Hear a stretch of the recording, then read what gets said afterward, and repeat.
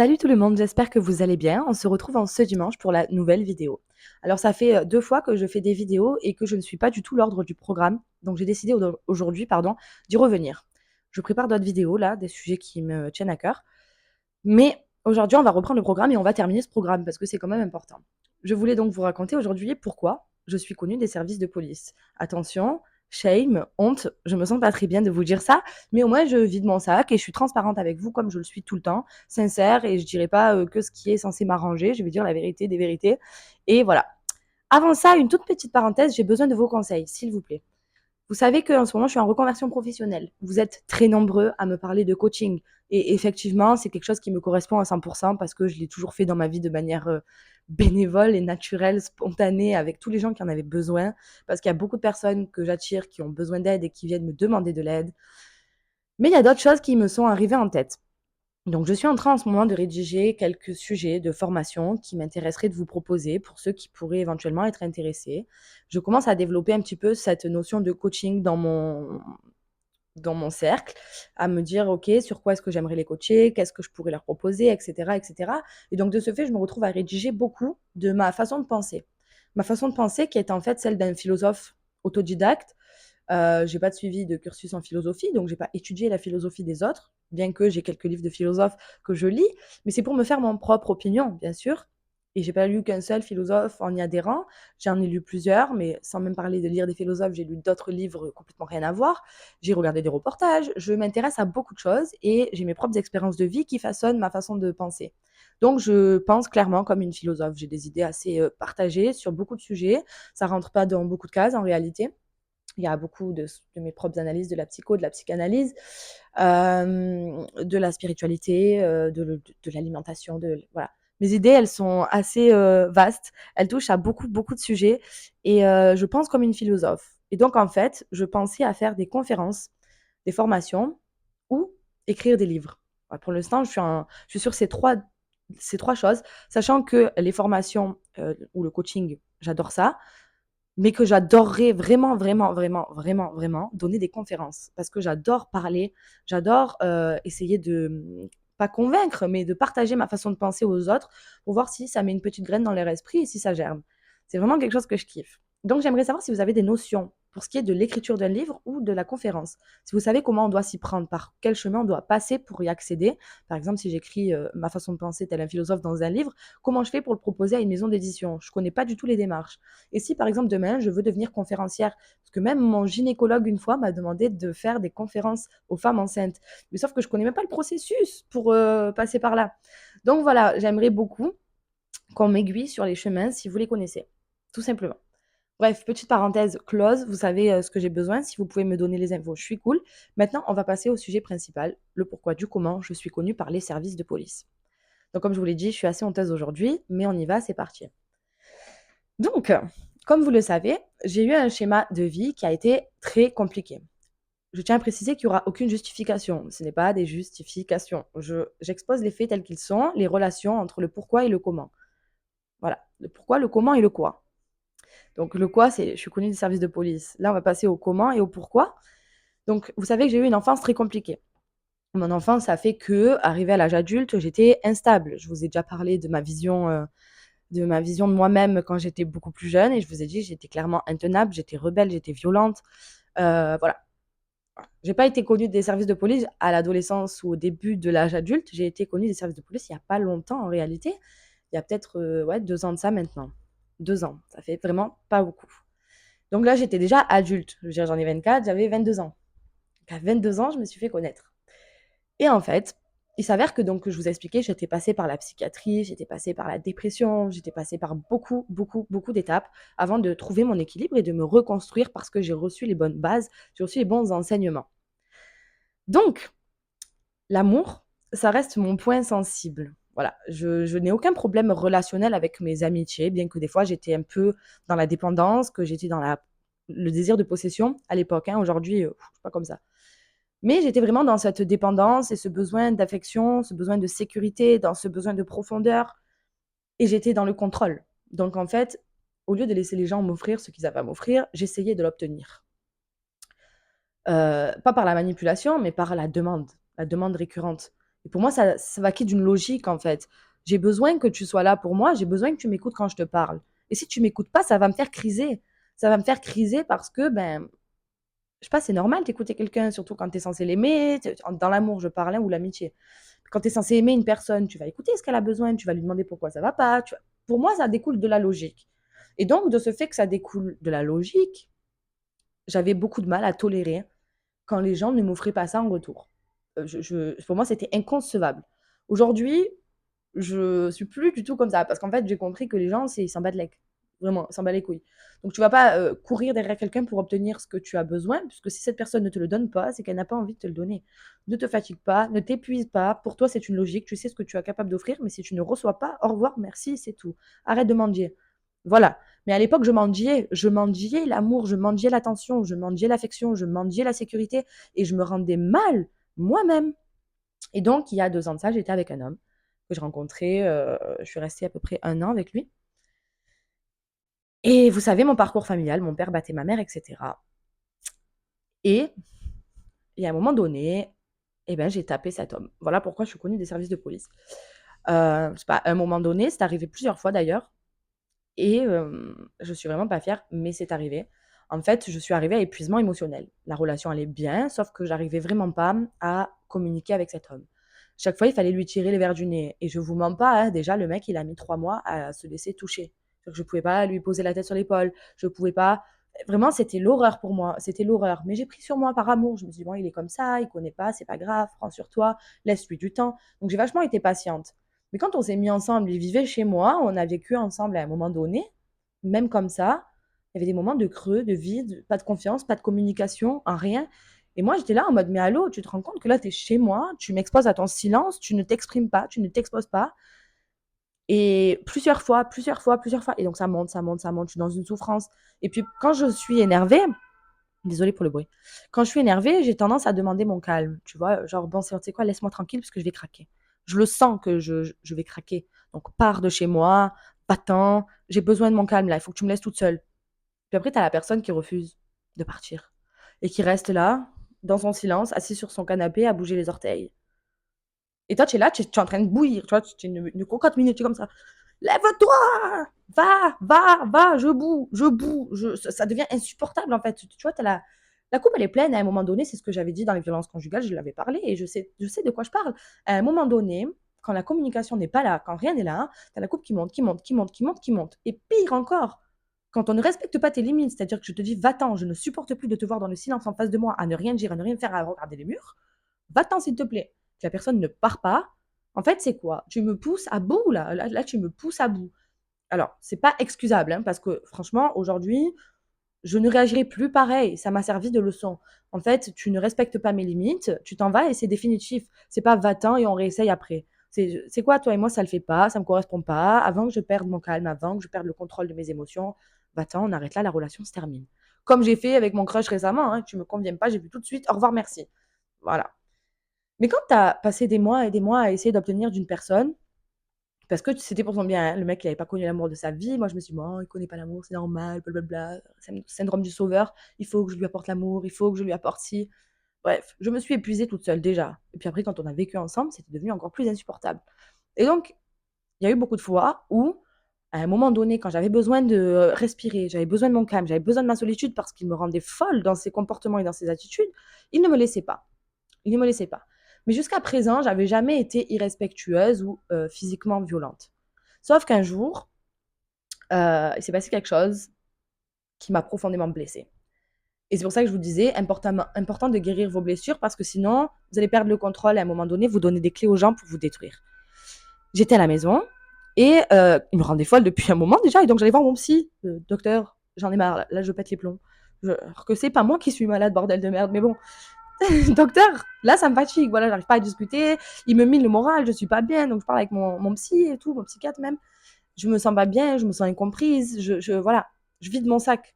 Et quand, en fait, je pars chez le psy, je sais pas pourquoi, à chaque fois que je partais chez le psychiatre, j'avais un mauvais pressentiment. Ça, j'avais pas confiance en lui. Mais j'avais un mauvais pressentiment qui me rongeait le cœur, là. Je savais que, je sais pas, il faisait quelque chose dans mon dos. Alors, je pensais au fait qu'il me trompe ou à l'époque, j'étais super jalouse et super possessive. Donc, moi, je me disais, ouais, il se branle pendant que je suis pas là. Bref, je m'en fous, branle-toi la bite maintenant, mais je sentais qu'il y avait un truc pas net. Je sais pas comment vous expliquer.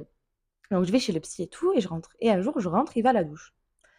Et je sais pas pourquoi, je regarde son téléphone. Alors, sachant que j'étais actrice X et que j'avais déjà tourné quelques scènes, c'était vraiment au tout début. Mais c'était pas il y a un an, parce qu'en fait, j'ai commencé à vraiment faire carrière, à bosser régulièrement il y a un an, mais j'avais fait quelques entrées dans le métier 8 mois auparavant déjà. J'avais fait 3 4 scènes, je m'étais arrêtée, et 8 mois après, j'ai repris. Attendez, parce que je suis pas sûre que le bruit il est infernal là. Voilà. Et donc, oh, mais ça me saoule, c'est. Soit tu la mets en continu, soit tu la mets pas, tu seras sympa, merci. Oh. Donc, ouais, je pars chez le psychiatre, je reviens, il va à la douche, je prends son téléphone et je commence à regarder. Donc, j'avais déjà fait du X, j'avais déjà tourné quelques scènes. J'arrive, hein. Et donc, à un moment donné, j'avais très peu confiance en moi. Donc, c'était au tout début, j'avais pas encore pris vraiment confiance en moi. J'étais pas la même femme. Vraiment, il faut voir l'évolution parce que un jour, je vous ferai une vidéo sur les différentes phases de moi. Qui j'étais en 2018, la tête que j'avais. Qui j'étais en 2019, la tête que j'avais. Qui j'étais en 2020, la tête que j'avais. Qui j'étais en 2021, la tête que j'avais. Parce que je vous jure qu'à chaque année, une femme différente. C'est incroyable la transformation qu'il y a eu sur ces 5 dernières années. C'est un truc de fou. Je vous le ferai. Et je vous raconterai à quelles étapes c'est arrivé ces moments. Donc voilà, il est à la douche. J'avais pas confiance en moi du tout et je faisais du X. Et donc, que je vous dise, mon premier complexe à moi, c'était mes seins. Je sais pas, mes seins, je les aimais pas. Maintenant, ça va beaucoup mieux, je les apprécie, ils sont comme ils sont. J'aime moi dans ma globalité. Mais j'étais vraiment complexée par ça et par mes imperfections. J'avais quelques boutons, voilà, je me sentais mal dans ma peau, j'étais pas bien dans ma tête, j'étais mal dans ma peau, tout simplement. Et donc, j'avais fait du X avec des filles, bien sûr. Donc, je m'en vais chez le psychiatre. Là, là, il est à la douche. Excusez-moi, je suis un peu brouillon, mais parce que je m'éparpille. Il va à la douche. Je prends son téléphone et je regarde son historique internet. Parce que pour moi, j'étais persuadée qu'il faisait des trucs de huc quand j'étais pas là. À savoir que si ça me rendait aussi folle, c'est parce que quand on était ensemble, il me touchait pas, ou il bandait pas, ou alors, je sais pas, il avait pas envie de faire l'amour. Et c'est très bizarre. Moi, j'étais tout le temps dans la réclame. Une fois de plus, je mangeais l'amour, je mangeais le sexe, je mangeais tout. Bref. Et donc, je tombe dans son historique internet sur une vidéo. En fait, il avait regardé la vidéo que j'avais tournée avec la fille. Et après ça, il est parti mater plusieurs vidéos de la fille avec qui j'avais tourné. Donc en gros, nous sommes en couple, ça va pas du tout dans notre couple. Vraiment, ça va pas, on se prend la tête souvent et tout, au point que je vais chez le psy pour lui parler de mes problèmes de couple. Parce que c'était pas à moi d'y aller. Après, je l'ai envoyé à lui chez le psy, il y avait plus de travail que moi, je vous assure. Mais enfin bref, je vais chez le psy parler de nos problèmes de couple. Je vais voilà essayer de vider mon sac pour trouver un équilibre de façon à garder mon calme face aux situations où tu me pousses à bout. Et quand je m'en vais chez le psy, en fait, toi, qu'est-ce que tu fais? T'en profites pour sortir ton téléphone et aller te branler sur les meufs avec qui j'ai tourné. Genre, même pas sur moi. Tu sais, tu vas te branler sur mes copines. Et genre, en fait, ça m'a rappelé le trauma. Mon père qui a trompé ma mère avec sa meilleure amie. Et puis, c'est la trahison, c'est le mensonge. Je suis chez le psy, je suis en détresse parce que toi et moi, on a des problèmes de communication, on a des problèmes sexuels, on a des problèmes de tout. Et quand je rentre chez moi, j'apprends que tu te branles sur mes copines. Oh, là, c'est le jour où j'ai craqué. Ah, j'ai craqué. Là, je vous mens pas, ce jour-là, j'ai craqué, je suis devenue violente. Vraiment, je suis devenue violente, ça m'a tellement blessée. Je l'ai regardé, j'ai dit: «Dis-moi, je peux savoir pourquoi tu te branles sur ma copine?» Il me dit: «Non, mais c'est pas vrai». «Tu mens en plus? Tu continues de me mentir à la face alors que j'ai l'historique devant?» «Non, mais c'est pas». J'ai perdu mon calme. J'ai perdu mon calme. Je suis allée chercher le manche à balai.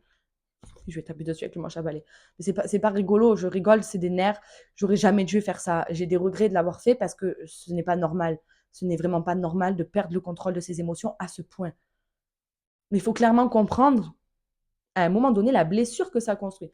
Comme je l'ai dit, hein, c'est pour ça que c'est important de guérir ses blessures. C'est toute ma responsabilité et ma faute. Ce mec de A à Z, en fait, il ne me correspondait pas. J'avais pas à m'épuiser mentalement pour lui, j'avais pas à essayer de le sauver, j'avais pas à essayer de manger son amour, à essayer de manger de la sexualité. C'est moi qui suis dans l'erreur de A à Z. J'ai fait la pire connerie de ma vie en étant avec ce mec parce qu'il m'a rendu zinzin. Je me suis rendue zinzin au passage. Il a appuyé sur toutes mes faiblesses. Et moi, j'étais là, encaissée, encaissée, encaissée, jusqu'au moment où j'ai perdu mon calme et où j'en suis devenue violente. L'erreur m'appartient à 1000%. Et de ce jour-là, en fait, ça a été sans limite après. Ça a été sans limite, il y a eu une fois, donc c'était cette fois-ci. Et puis après, je lui en voulais. Je suis restée avec et je lui en voulais tellement de m'avoir fait ça que j'avais les mains encore plus légères. que dès qu'il me prenait pour un con, je ne supportais plus le mensonge. Et comme c'était un menteur professionnel, dès qu'il me mentait, j'avais les mains qui partaient. J'avais les mains qui partaient. Un jour, j'ai même mis un coup de tête dans le nez. Non, j'étais trop violente. J'étais trop violente et jusqu'au jour où les cris à la maison, et tout, et les voisins ont appelé la police, quoi. Les voisins ont appelé la police et la police sont venus. Et la police, ils avaient compris que c'était moi qui étais très énervée, pas lui. Que lui, il était silencieux et qui se faisait cogner. Et donc là, la police, ils m'ont dit oui, votre nom, prénom, papier d'identité, machin et tout. Et là, je vais vous raconter encore un truc. La colère que j'avais en moi, elle est encore plus loin. C'est-à-dire que même il y avait la police qui était là. Je commençais à m'énerver sur la police. J'ai commencé à m'énerver sur eux. J'ai dit, mais vous êtes sérieux là? Je vais vous débarquer, pourquoi? Vous avez vu ma taille? Je fais 1,50 m, je vais lui faire quoi? Je vais le fracasser? J'ai dit, par contre, ma mère, quand elle se faisait taper, vous étiez où? Et là, après, je suis partie en couille. Et ma mère, elle était où quand les voisins vous appelaient? Vous veniez? Pas une fois, je vous ai vu chez moi. Et là, vous venez me casser les couilles quand c'est un homme qui se fait taper, il y a quelqu'un, mais quand c'est les femmes qui se font taper, il n'y a personne. Et j'étais en train de péter les plombs, zéro contrôle de moi-même, quoi. Donc, du coup, voilà. Elle a une main courante, voilà, pas porte plainte, mais il y a une main courante contre moi pour violence. Ils sont venus 2 ou 3 fois. Voilà, 2 ou 3 fois. Mais il n'a jamais porté plainte. Dieu merci, parce que j'aurais été en prison. Hein. C'est dans mon tort. C'est dans mon tort. Mais ça m'a servi de leçon. Clairement, ça m'a servi de leçon. Plus jamais, parce que moi, je me détestais. C'est-à-dire que quand j'ai fait ça la première fois, j'ai eu un sentiment de culpabilité. En larmes, je pleurais. Je disais, mais je veux pas ressembler à mon père, je veux pas ressembler à mon père, je veux pas lui ressembler et tout. Et j'étais vraiment mal, mal. Et je comprenais pas comment faire pour m'en sortir parce que j'aimais cet homme. Je voulais qu'il m'aime. Je voulais qu'il comprenne que l'amour c'était bien, quelqu'un. Je voulais que ça se passe bien entre nous. Mais en fait, j'étais la seule à vouloir que ça se passe bien. J'étais la seule à vouloir que tout aille bien. Et je me rendais malade pour cette relation. Je donnais tellement jusqu'au moment où je me suis perdue. J'ai perdu pied. J'ai eu des comportements que j'aurais jamais dû avoir. Donc voilà, j'ai déjà cogné mon ex. Voilà pourquoi je suis connue des services de police. C'est la seule raison pour laquelle je suis connue et je n'aurai plus jamais aucune raison d'être connue puisque ça n'arrivera plus jamais. Je peux vous assurer que vraiment c'est d'ailleurs pour ça qu'après je me suis fait hospitaliser. Là, j'ai dit au docteur: «C'est plus possible en fait. Je peux pas être violente comme ça, faites quelque chose parce que je lui mets un mauvais coup, je peux le tuer». Et après voilà, petit à petit, je l'ai quitté, on s'est séparés, j'ai refait ma vie sans lui et voilà. C'était très, très, très sombre cette époque, mais d'un côté, je sais que je suis en tort à 1000%, mais d'un autre côté, sur mes actes, je prends ma responsabilité à 1000%. Mais d'un autre côté, dans une relation, si tu n'es pas bien avec la personne, tu t'en vas. Si tu n'as pas envie de lui donner d'amour, tu ne restes pas. Si tu n'as pas envie de la baiser, tu ne restes pas. Un couple, c'est des engagements. C'est un minimum d'engagement, une relation de couple. Que tu lui dois fidélité, tu lui dois amour, tu lui dois attention. Voilà, je sais pas. Sinon, tu ne te mets pas en couple, tu restes pote. Si c'est pour proposer une colocation, va chez ta mère, quoi. Va faire une colocation chez ta mère. J'ai pas besoin d'un homme qui me fait une coloc à la maison. Hein. Je vivais très bien toute seule. Si je t'ai fait venir chez moi, c'est parce que je t'aimais. Donc bref, il avait des torts lui aussi, bien sûr, mais par contre, sur le fond, c'est moi qui suis en tort à 1000%, parce que déjà, moi-même, je m'estime en tort. Je n'avais pas à lever les mains sur quelqu'un, je n'avais pas à m'épuiser, je n'avais pas à manger son amour, je n'avais pas à manger du sexe. J'avais rien à manger, en fait. Je méritais quelqu'un qui me donne. Tu n'es pas prêt à me donner, au revoir, merci. J'en serais pas arrivée à me détester moi-même parce que je perdais le contrôle de mes émotions par amour.